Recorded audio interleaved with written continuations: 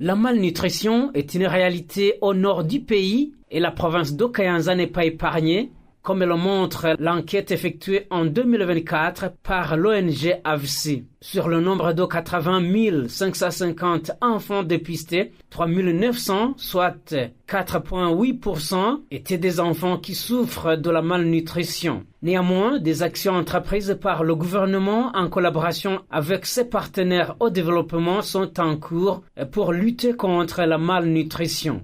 Des centres d'apprentissage et de réhabilitation nutritionnelle ont été mis en place et les mamans dites Lumière qui y travaillent dans la commune Kayanza et Gahombo, appuyées par AVSI, saluent pleinement l'apport de ces centres dans la lutte contre la malnutrition et surtout l'apport en ce qui est du changement de mentalité des parents. En collaboration avec les agents de la santé communautaire, nous effectuons le travail de dépistage des enfants pour détecter la malnutrition. Une fois trouvés, on les achemine vers les foyers d'apprentissage et de réhabilitation nutritionnelle et les traitements et enseignements aux parents durent 12 jours. Nous les montrons l'importance de chaque type d'aliment, comment mélanger les 3 types d'aliments, dont ceux énergétiques, ceux de croissance et ceux protecteurs de la santé.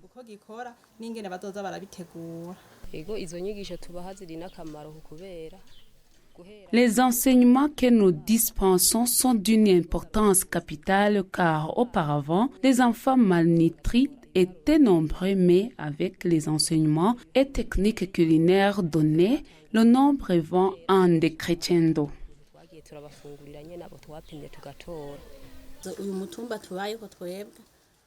Notre colline Boubezi était la première à abriter les enfants malnutris à environ 95%. Nous avons donc essayé de donner des enseignements en rapport avec les bonnes pratiques en nutrition et nous servons à présent de modèle. Les mamans bénéficiaires des enseignements donnés au sein de ces centres se réjouissent de l'état de santé de leurs enfants grâce à la prise en charge nutritionnelle reçue. Auparavant, les enfants ne mangeaient pas du haricot, de la patate douce, des légumes, mais avec l'appel des mamans Lumière d'amener ces enfants dans les centres, leur santé s'est améliorée, ils mangent. Mon enfant n'avait pas de la bonne santé, il avait de l'insuffisance pondérale, mais avec l'arrivée dans les foyers d'apprentissage, le poids a augmenté. L'administration apprécie positivement ce programme de lutte contre la malnutrition et intervient souvent dans sa mise en œuvre, comme l'indique le chef de colline Mikoni à Gahombo, Cyprien Nhukamazina.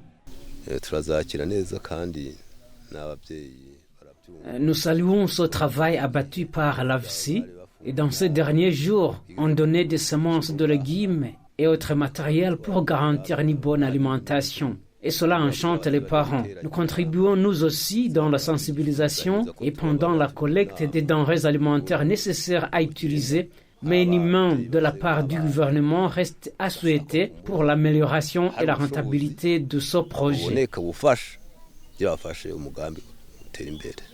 Quant aux responsables du volet santé-nutrition au sein de l'ONG AVSI, Gilerme Nyandui informe que le déséquilibre entre les besoins du corps et l'apport alimentaire conduit à la malnutrition et ses conséquences sont nuisibles à la santé et au développement. La malnutrition provient de plusieurs facteurs, mais le plus important, c'est que la malnutrition, c'est un résultat, c'est une situation pathologique provenant d'un déséquilibre entre les besoins du corps et l'apport alimentaire dont le corps a besoin.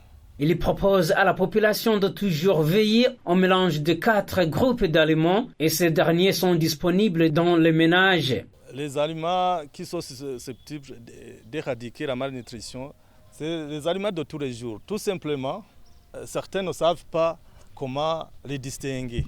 Entre autres, il y a les aliments énergétiques. il y a les aliments constructeurs et les aliments protecteurs. Tout le monde doit vérifier si dans son repas, il y a ces trois sortes d'aliments.